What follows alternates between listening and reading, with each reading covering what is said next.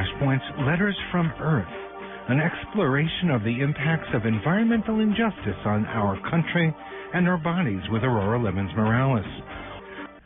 It's a poetic journalism project. It's a part travelogue, part documentary, and an exploration of the impacts of environmental injustice.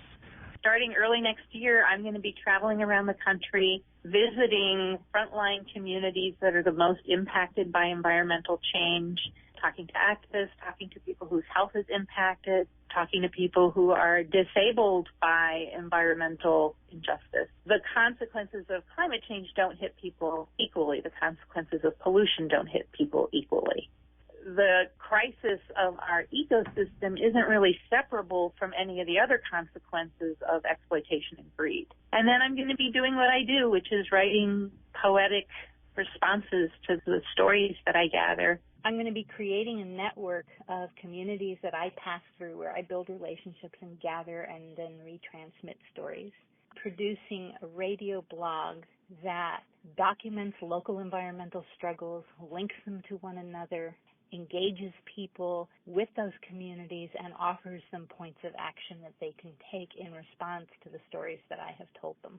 I feel that I'm uniquely qualified to tell these stories. I'm a Puerto Rican immigrant woman with multiple disabilities and chronic illnesses, many of which are linked to environmental contamination of my homeland, Puerto Rico.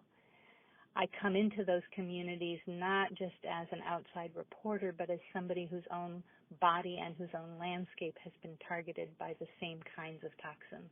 From the work you've done, I've gotten stronger response than any news story that I've ever done. What is the essence of poetry that takes us a little bit further, that gets our attention so that my phone never stops ringing after you do a piece? Information by itself doesn't often change people's minds. We tend to be defended against information that doesn't match what we already think. And poetry takes the stories that are embedded in that information, it carries it right into our heart.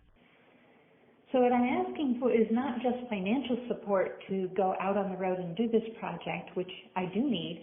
I'm asking you to be involved with this project, to follow my itinerary, to respond to my blogs, to connect me with people along the road that I should be talking to. Help me build a more inclusive and powerful environmental justice movement.